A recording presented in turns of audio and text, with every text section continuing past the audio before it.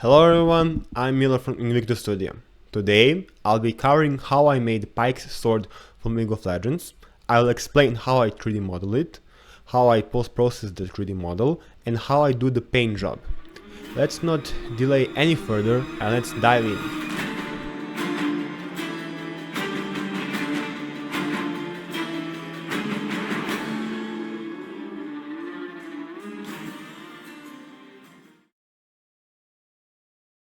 In this video, I will not be covering in great detail how I made the model.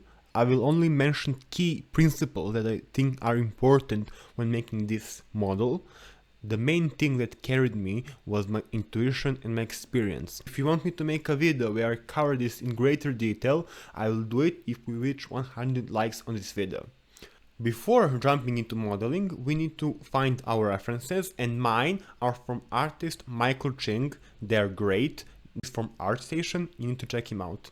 Now I'm having two references. One is for proportions. The blade and the handle on black and white one is looking very good, but on the color version the blade is way too big. Although I'm using it because when making the hilt, it helped me a lot to have those colors to differentiate the crevices. How I started making this model was first creating the outline of the hole. You see me using only a square and then so slowly adding more and more loop cuts and to look more like the shape I'm looking for. And by luck, when I extrude the edges, it goes perfectly into the next model, and it's almost like a grid tile if you focus very well. Now you need to repeat this entire process for the inner side of the blade, as I like to call it. I highlighted what I call inner side of the blade. And while at it, please leave a like and please leave a subscribe and please leave a comment. It helps us a lot and it means a lot. Thank you in advance. And now now that you're made most of or all of the inner side, the outside can be pretty easily made by just extruding already made geometry and scaling up to the proportions. If you need it to be bigger or if you need it to be smaller, you don't need to make another extrusion and go vertex by vertex. You can just copy already existing geometry. Now we'll start making three-dimensional. First, we'll select our holes with face selection. You see how I'm selecting them. Then after you selected them, go to selection, go to select loops, and then click select boundary loops. Now all the boundary edges of your holes will be selected, and while they are selected, mark them as seams with Ctrl E, mark seam, and set their grease to 1 with Shift E, then dragging mouse all over to the right, or just going to item panel and then selecting crease 1. You also want to select crease for the other edges that will be sharp on this blade, like these, and these, so do it right now. Once you are done marking your edges, go select boundary edges and start pulling them so that you get three-dimensional sword. Don't pull them too hard so the sword doesn't look thick, and don't pull it too hard so it doesn't look too thick, and don't pull it too little so the sword doesn't look thin. After you're done with that, in face select mode, you can select your faces with L because you marked them with seams, and after you select all of them, you can go and extrude them inwards. Do it around half thickness of the sword, maybe a little bit less, that depends on you. One thing to help when mirroring the object is to select the sharp side of select the edge loop you just pulled out to make it three-dimensional, and then place cursor there with Shift F, selection to cursor.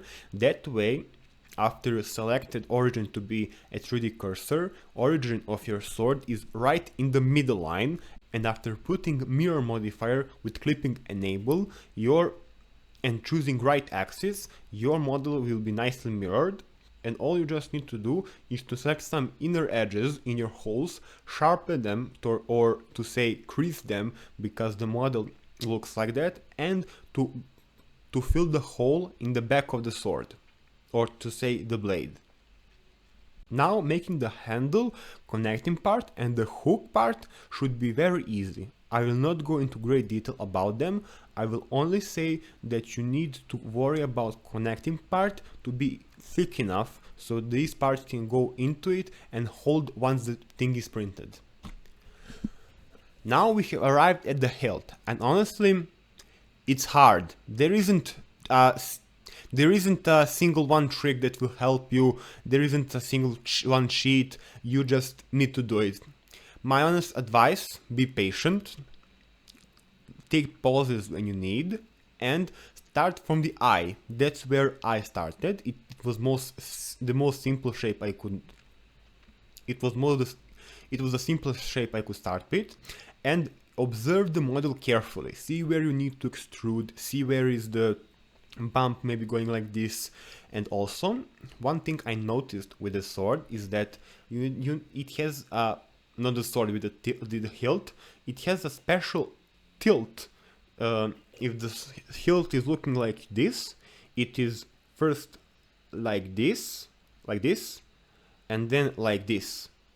And to do so, you can use the shear tool, which is all the way down on the left, and it helps you rotate the model without actually messing the alignment of vertices in front view or whatever you used.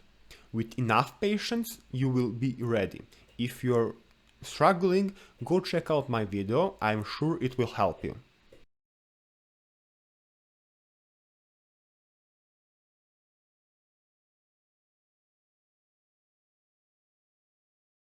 Now that you're done with making your models, you need to cut holes so when you're printing them, you can fit each part into the other. Now, before we do that, we'll copy these parts, place them up, somewhere up, hide them. They're our reserves in case we mess something up. Now I'm going to apply modifiers I put into this, and select the hilt, since that will be the object we need to cut into.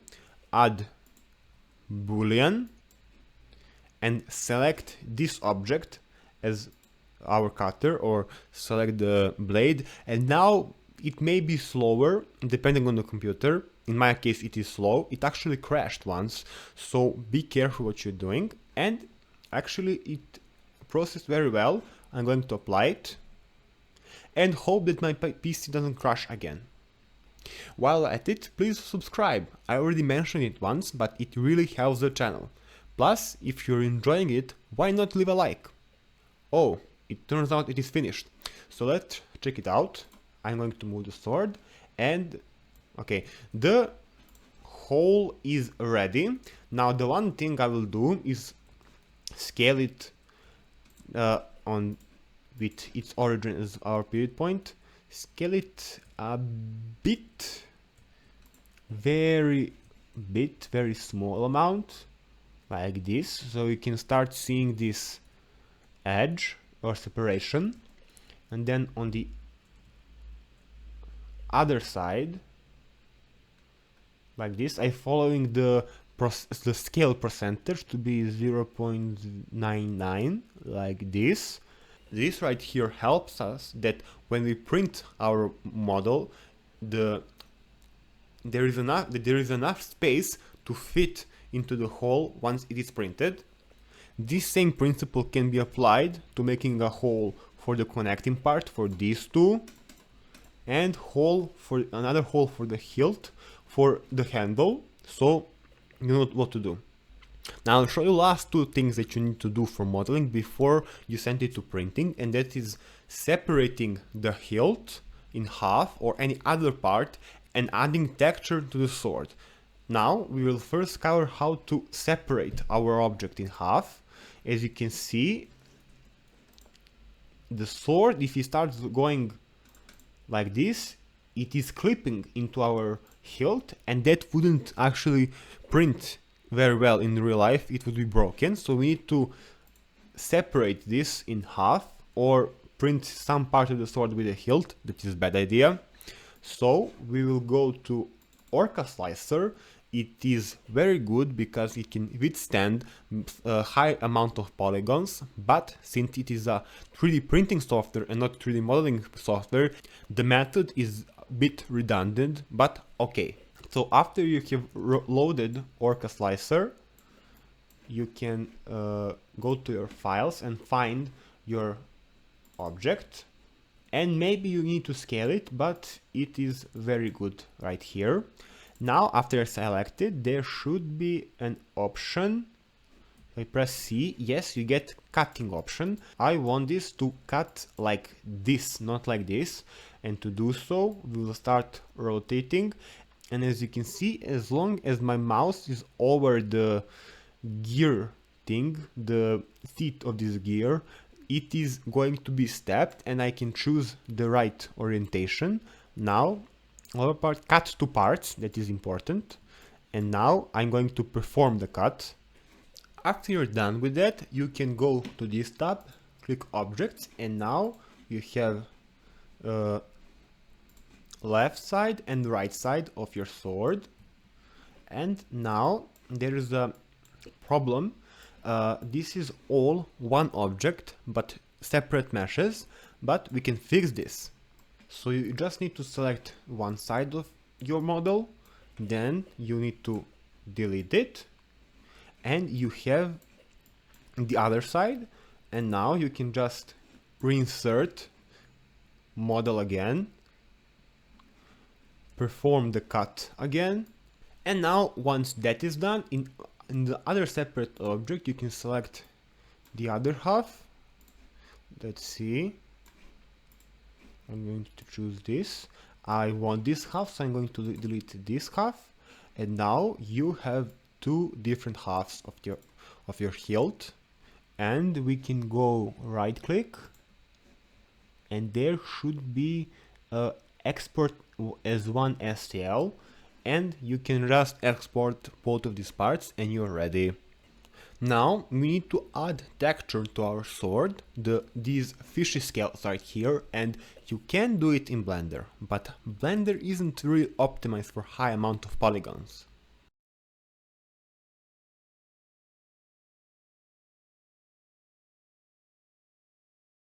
So I'm going to use ZBrush for the first time on this channel, but before we start with that, we need to export our blade as FBX file, and to do so, we're going to select our blade. This is important. We're going to File, Export, FBX. And the only thing you need to check is limit to selected object and export FBX. And after you have exported your object, you go to ZBrush, you go to import here, you find your FBX file, and let ZBrush load, and here it is. Now we only need, now before we start, we're going to make our alpha. My alpha is not my alpha actually, I just took it from someone else. I will put it on screen from whom I did it, and so you can pick it up for yourself. I will not post the files themselves because that is not my property. And after you have found your alpha scale, alpha texture, you select it. I need to specify that my alpha texture that I'm using in this video was modified so that it has more scales in it. I did it in Photoshop. I'm not going to cover here. You can use any other program for image manipulation. And now, before we start, we're going to make it bigger. We're going to use drag stamp, and to prevent to have this fading effect, we're going to use focus shift -500, and you see there is a clear gap where the texture starts and where it ends. And with that, we're going to scale up to see are we happy with our texture. It is a bit polygonized, so we're going to use Shift D. It is already starting to slow down, but that is because I'm having a recording. Imagine if I had a Blender right now, it would go. So let's test again. and I'm happy with this. You can go further and further. This is only for demonstration purposes. Again, Control D to add subdivision in ZBrush. Now that you're done with that, you go to polygroup somewhere here. Let me find it. Here, polygroups, and group by normals. This will separate any hard surfaces. For example, if cube has 6 sides and those 6 sides are very hard, so you have this side and then immediately this side, those two would be grouped into separate groups.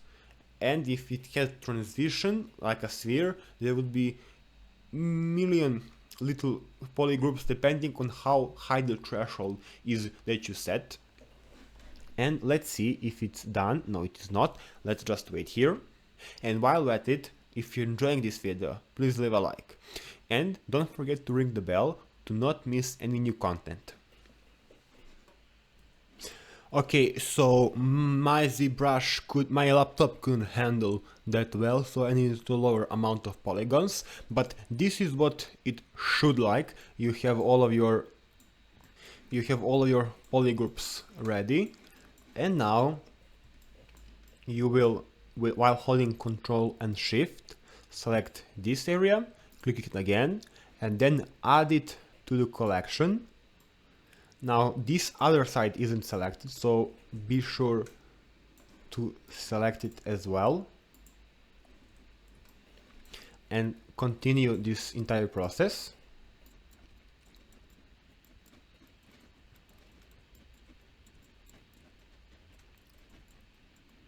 Once you have selected all of your polygroups to be exact, you press or hold Control and Shift at the same time, and then drag, and then you switch places. Now you can press Shift F and you have your view again.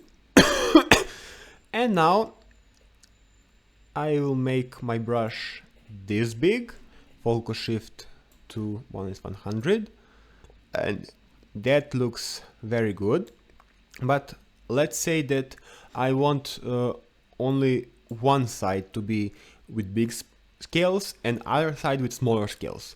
To do so, first I'm going to make it smaller, and then while holding Control, I'm going to mask out the area. Let's see if the other side is masked. Yes, that means that that symmetry is turned on. Now let's see. If you're getting this mistake where it going inward, you need to ensure that in brush and auto masking there is the option that is called back face mask, and that is selected, and after you go it will not be there. Now you just need to press X to have your symmetry, and now I need to rotate my model like this so that symmetry can function normally. So like this and like this, that is what I want. So again, mask out this area approximately, then it gets funky like this. Make it big enough and scroll or drag into the right direction. This time right direction was towards this side, and then lower your brush down. Lower your brush down again, and just ensure that focus shift is set to -100 and mask out this area precise. Now it panned out, but it's much easier, but I'm currently carrying a mouse and I want one switch. Now with Control left click outside, I'm just going to make mask opposite and readjust the mask like this. CB. Maybe you can use smooth brush. Yes, that is also good. and just smooth it like this, any inconsistencies. And now go back to BS standard, yes, make it smaller than the last time, ensure that the size is right, and this looks right. Maybe it's a bit too big. Okay, like this, so it can appear 2 times. There we go, like this. And maybe I have, and if you want now you can go BCB, something like that. Make your brush right size and add size. You can use something else, but this really depends on you and how much you want this to look good. And go on with details as much as you want. I can now spend an hour fixing just this one transition, but you now have the general idea. And after I go Shift F, Control Shift drag. This is, as you can see, the scales are rotated by 90 degrees, and I didn't rotate the rest, so that is on me. Actually, wait. For some reason it doesn't want me to have that area, those polygons selected, so you can rotate them, but I made a mistake here. As you can see, all of the it is rotated on the wrong side, but trust me, it should look like the finished product. As you saw in the video, you can use this, you can do this in Blender. There are methods, and with that modeling is done. Now all that is left to do is to post-process the print and to paint it. I will just cover main steps, what I did, and some tips that will help you. The first thing that I did was to thoroughly sand the print. It is very important to be careful with this step. You can destroy the model, but if done right, it can make your model shine, both metaphorically and for real. The tools I used were sandpaper with 80 grit and then higher grit like 180. You could have gone with the middle one, 120, but I done the job with these two. And this scalpel thing, it looks like one of those surgical knives that they use, and it is very helpful with these small prints. They have very small details, and with this you can be very precise. Now, since this is a resin 3D printer, I was extra careful. I opened my window. I was using a technique called wet sanding, which means I dip in the print in water just a bit and then start sanding it. It helps with sanding, but also it helps with spreading the particles, or to better say, not spreading the particles. And a mask just for precaution. I could have gone with glasses, but I didn't. What you gonna do? Take your time and be patient, and you will be rewarded.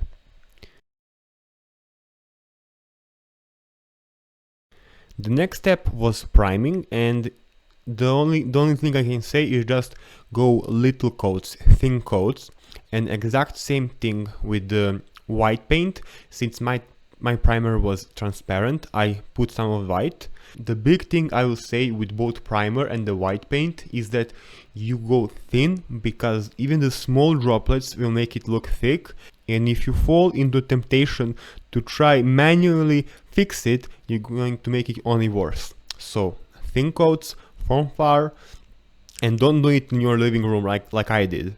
Do it somewhere else where it's safer, where you don't slip.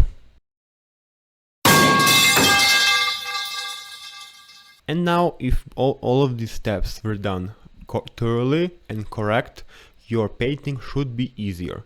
Now, as of me, I don't have that much experience. Plus, two things. I didn't have right equipment in terms of brushes, and my model is too small for me, so I can paint it right. Nevertheless, I painted the model, And my color of choice were Vallejo colors, and they are excellent. They require almost no watering. For some situations I tried watering, I didn't like it very much, so I just went with the default. Cheaper acrylic paints would need watering, but these Vallejo colors served me well. Now, two things that I did during the painting were that the models were covered in base coat 2 times, so I can remove as much brush strokes as possible.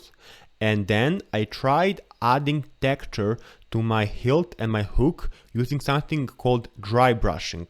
With dry brushing, you dip your big brush into a paint and then try to, on paper tissue somewhere at the side, try to wipe most of it but not all. After you have very little amount, just go light and thin strokes over it, and then small particles of paint will be caught on the model and it will give it that texture. In my case, it is not completely yellow, it looks like it's worn off and that is old. Now with dry brushing you need to be very patient. Light coats, in the first time it will not look like it's doing anything, but after 5 minutes you will see that the accumulation of the effect. And then to try, I did the same thing with the scales so they can have this bit three-dimensionality, but as you saw I was a bit impatient. They turned out mostly dark blue, but at the base, the big scales, it is you can see it very clearly. Now again, as I said, I didn't have right brushes, and painting the light green over the dark blue was pain. If the model was bigger, I would use some tape. I would first go with light green and then with dark blue, since I would have tape, but this was too small for me to try and place tape into every corner. But I'm very proud how it looked. One day maybe I'll do a revision and make it bigger and make it better. And the last touch, instead of coloring and modeling the handle wrap, I just bought some red fabric, very small amount because I didn't need a lot, and then just wrapped it around, and that gives it very nice look. I could have dipped it in some water or something to make it look worn off, but I am proud with how it ended. And that will be it for the video. I hope you enjoyed the entire process of making it, and I hope that you learned something new. If you did, leave a like. It helps us a lot, and it is something that you can do in return for all of this free favor. Also, I dropped a link for files so you can get them for free, thank me later, and you can make this sword for yourself if you don't have patience to model it from the beginning. That will be everything for this video. I'm very thankful that you watched it through the end, and I hope I see you soon. Take care.